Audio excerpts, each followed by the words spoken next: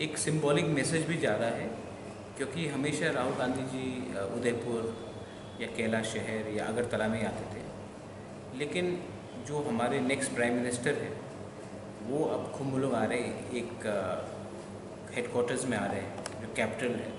एक मैसेज जा रहा है, सिंबॉलिक मैसेज है कि राहुल जी इस बार बहुत सीरियस है, जो वो प्रॉमिस करते हैं वो उसको निभाएंगे।